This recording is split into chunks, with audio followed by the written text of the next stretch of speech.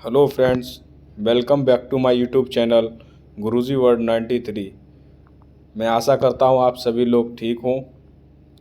आज हम अपनी सीडीपी के नेक्स्ट मनोवैज्ञानिक यानी स्किनर महोदय के बारे में व्याख्यात रूप में चर्चा करेंगे और इससे बनने वाले जितने भी क्वेश्चन हैं आपके एग्ज़ाम पॉइंट ऑफ व्यू से सारे डाउट क्लियर एक ही वीडियो में आपके हो जाएंगे। इससे पहले मैं थॉर्नडाइक पढ़ा चुका हूँ, जिसके आप वीडियो मैं लिंक इन डिस्क्रिप्शन में दे दूंगा, वहां जाकर आप इसको देख सकते हैं। चलो शुरू करते हैं स्किनर महोदय के बारे में। स्किनर जो हमारे मनोवैज्ञानिक हैं, ये स्किनर यानी स्किनर ने जो हमें नियम दिया है वो किसका दिया है? क्रिया प्रसूत अनुबंधन का सिद्धांत, यानी क्रिया प्रसूत अनुबंधन का सिद्धांत जो हमें दिया है वो स्किनर महोदय ने दिया है। इस सिद्धांत का प्रतिपादन उन्होंने अमेरिका के हार्वर्ड विश्वविद्यालय के प्रोफेसर बीएफ स्किनर द्वारा 1938 में किया गया। यानी बीएफ स्किनर कहाँ के निवासी थे? अमेरिका के। ये आप नोट कर लेना। और कहाँ के प्रोफेसर थे?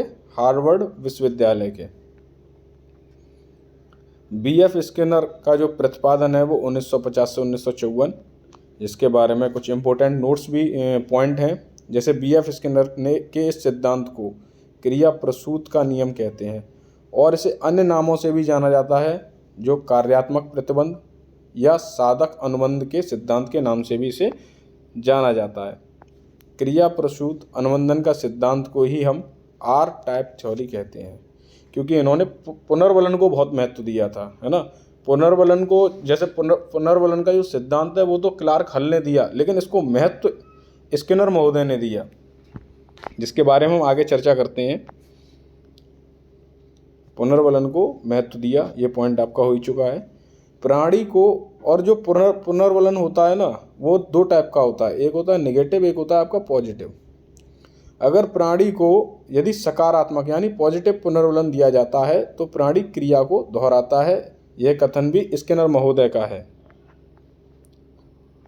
पुनर्वलन का सिद्धांत क्लार्क हल ने दिया, यानी इसके जो पुनर्वलन के सिद्धांत के जो जनक हैं वो मिस्टर क्लार्क हल हैं।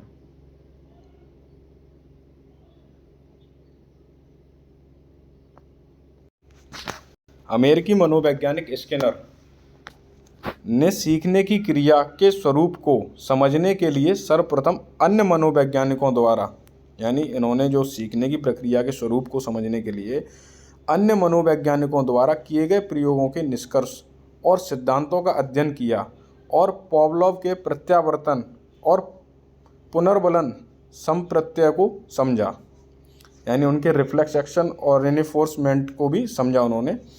उसके बाद उन्होंने स्वतंत्र रूप से प्रयोग किए। इन्होंने दो प्रयोग किए, जैसे जिसमें मोस्ट इम्पोर्टेंट तो आपका चूहा है। अगर आपके एग्जाम में दो ऑप्शन आ जाएं, चूहा और कबूतर, तो आप फर्स्ट प्रायोरिटी जैसे दीजिएगा वो चूहा को दीजिए, है ना। और कबूतर पे इन्होंने सेकंड किया, लेकिन आपको चूहा मोस्ट इम्पोर्टेंट लगाना है, क्योंकि स्किनर महोदय का जो प्रयोग था वो चूहे पर ही माना जाता है। उसके बाद उन्होंने स्वतंत्र रूप से प्रयोग किए। इस संदर्भ में उनके दो प्रयोग, एक चूहे पर तथा दूसरा कबूतर पर किए गए, जो प्रमुख हैं। स्किनर बॉक्स में चूहे पर किया गया प्रयोग। स्किनर ने चूहा बंद करने के लिए एक पिंजड़ा बनवाया, जिसके अंदर एक स्थान पर एक लीवर फिट किया, है ना। इस पिंजड़े में चूहे को अंदर करने के लिए दरवाज़ा था। लीवर को दबाने से भोजन की नली का रास्ता खुल जाता था और ऊपर रखा भोजन इस रास्ते से भोजन की प्लेट में गिर जाता था।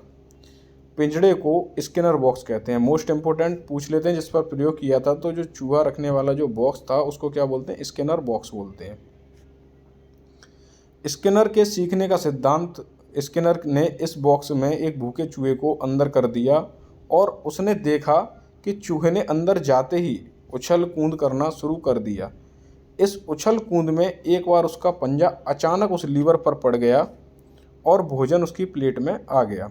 यानी चूहे को कोई भी ज्ञान नहीं है, बस उन्होंने रैंडमली चूहे को पकड़ा और बॉक्स के अंदर डाल दिया। अब चूहा परेशान हो गया, वो इधर उधर उछल कूद करने लगा और गलती से उसका पैर उस लीवर पर पड़ गया जहाँ से भोजन प्लेट में आके गिरता था, है ना। उसने इसी तरीके से उसने भोजन प्राप्त किया और अपनी भूख मिटाई। इससे उसे बड़ा संतोष मिला। अब उसे जब फिर कुछ खाने की इच्छा हुई तो उसने पुनः उछल कूद करना शुरू किया। इस उछल कूद में वह लीवर पुनः दब गया और उसने भोजन प्राप्त किया। यानी उसने चूहा ये प्रक्रिया दोहराने लगा। यानी उसको धीरे धीरे समझ में आने लगा कि कुछ तो है भाई, मैं उछल कूद करता हूँ, भोजन आ जाता है। स्किनर ने देखा कि भोजन मिलने से चूहे की क्रिया को पुनर्बलन मिला।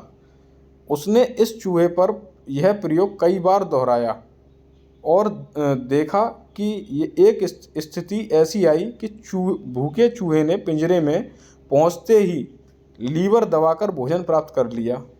यानी कि अब स्थिति ऐसी आ गई, पहले वो उछल कूद करता था, उसे पता ही नहीं था। फिर एक टाइम ऐसा आया कि चूहे को भी पता चल गया भाई कि मैं अगर ये लीवर प्रेस करूँगा तो मेरा भोजन आ जाएगा। यानी दूसरे शब्दों में कहें, उसने लीवर दबाकर भोजन प्राप्त करना सीख लिया। ये तो था चूहे के ऊपर। दूसरा है कबूतर के ऊपर जो उन्होंने प्रयोग किया। स्किनर ने सीखने के सिद्धांत को स्पष्ट करने के लिए अपना प्रयोग एक कबूतर पर दोहराया। यानी पहले चूहे पर दोहराया, अब उन्होंने कबूतर पर दोहराया। उन्होंने इस प्रयोग के लिए एक विशेष प्रकार का बॉक्स बनाया। इस बॉक्स में एक ऐसी ऊंचाई पर जहां कबूतर की चोंच जा सकती थी, वहां एक प्रकाशपूर्ण चाबी लगाई। इस चाबी के दबाने से कबूतर के खाने के लिए दाना मिल सके। यानी ऐसा प्रबंध करवाया कि एक ऊंचाई पर एक प्रकाशपूर्ण चाबी बनवाई, यहाँ तक उसकी चोंच पहुँच सके और उसको अपना दाना मिल सके। साथ ही इसमें 6 प्रकार के प्रकाश की ऐसी व्यवस्था की गई कि भिन्न भिन्न बटन दबाने से भिन्न भिन्न प्रकाश होता था। इस बॉक्स को कबूतर बॉक्स या पिजन बॉक्स के नाम से जाना जाता है। मोस्ट इम्पोर्टेंट एग्जाम में यही चीज़ पूछ लेता है। इसको हम ये आप देख रहे हैं, इसे पिजन बॉक्स के नाम से हम जानते हैं। स्किनर ने इस बॉक्स में एक भूखे कबूतर को बंद कर दिया। इसके बाद चाबी में सबसे हल्के रंग का प्रकाश पहुंचाया गया।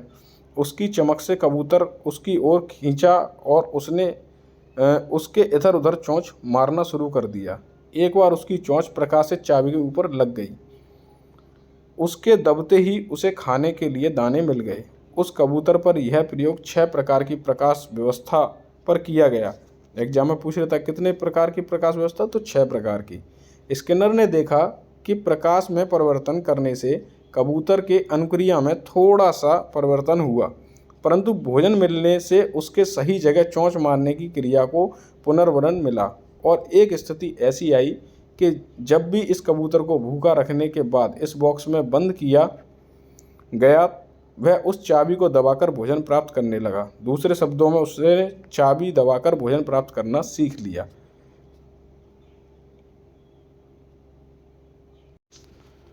तो ये थे आपके स्किनर महोदय के चूहे और कबूतर के प्रयोग, जिनको मैंने आपको व्याख्यात रूप में बता दिया। इससे आपका एग्जाम में एक भी क्वेश्चन नहीं छूटेगा।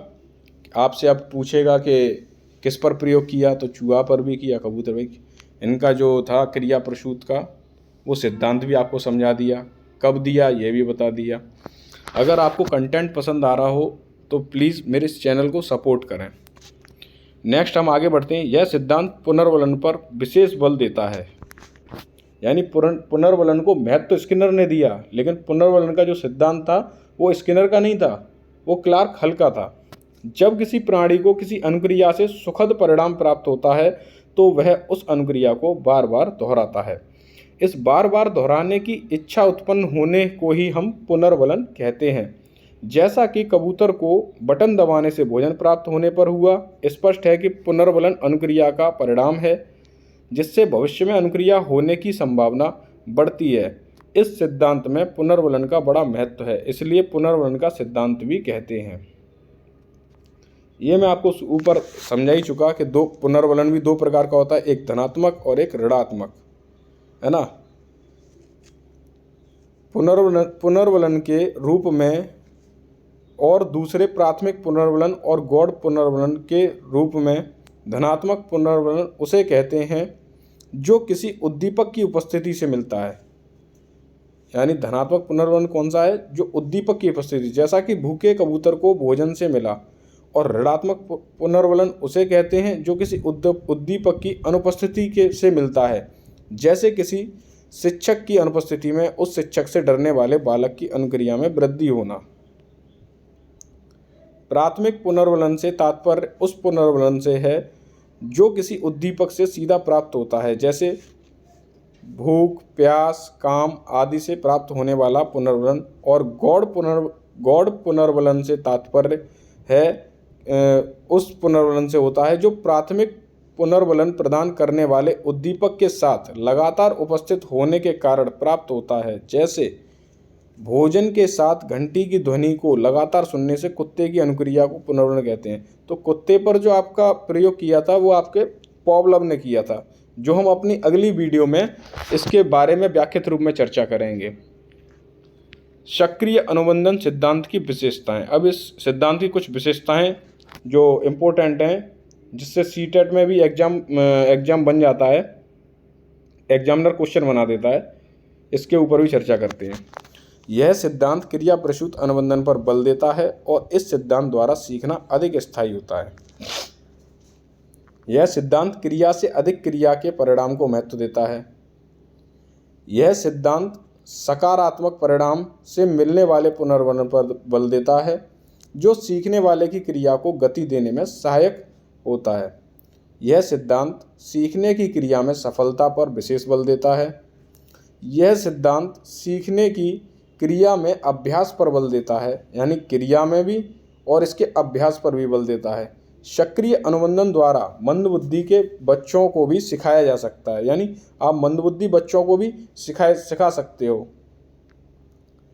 अब इसकी कमियां भी देखते हैं, सक्रिय अनुबंधन सिद्धांत की कमियां।